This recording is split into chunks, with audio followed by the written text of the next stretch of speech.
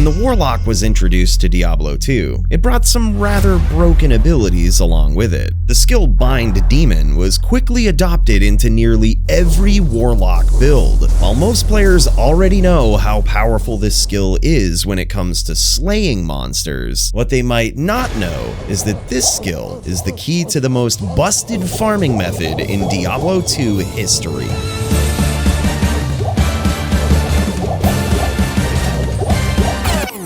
Yep, that's me, floating in a sea of trash, flooding the screen with so many items that the Show Items button doesn't even know where to start. Even with an aggressive loot filter, it's still pretty dirty. But how did we even get here?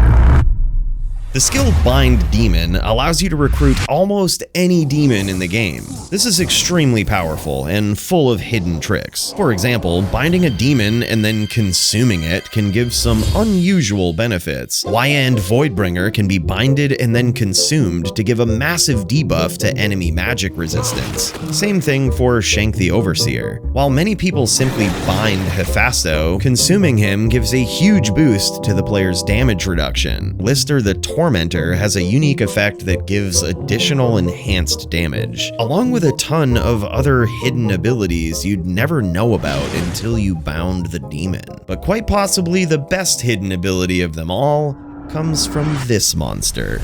Witch Doctor Endugu is a strange case. His monster type, Flayer Shaman, is different from any other monster in the game. When a Flayer Shaman dies, it reanimates into a Flayer, which makes sense when you look at the monster. It's basically one Flayer standing on top of another. When a player with a binded demon leaves a game, the binded monster dies.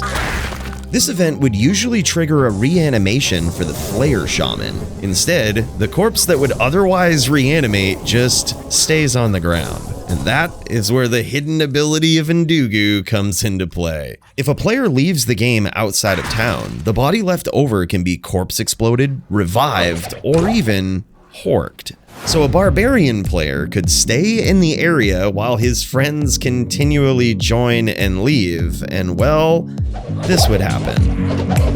A binded monster's level is equal to either the area level it was taken from or the player's level, whichever is lower. And that monster level applies to the corpse on the ground. So therefore, a player and her friends could theoretically target farm a specific monster level for very specific items. Additionally, the barbarian player can combine this with the Souls Easter egg, which allows for infinite magic find. If you're not familiar with that, it involves isolating 4 souls in one area and dodging their attacks until they do this little dance. Once it's finished, the player is blessed with over 4,000 magic find. This can be repeated any number of times. Because of how the Chronicle works, players in a team can simply remain in the game while the barbarian horks, and they all receive credit for the items discovered. But that's not even the craziest part. There's a rumor of a glitch that I personally was unable to replicate, but if true, it could have huge implications. This photo is circulating the internet of a player who allegedly bound a herald. The game naturally prevents you from binding heralds, but this skill has been known to be quite buggy. While it's possible that this photo is fake, upon very close inspection, it appears to be of real game footage at least. If this glitch could be combined with Endugu's hidden hork ability,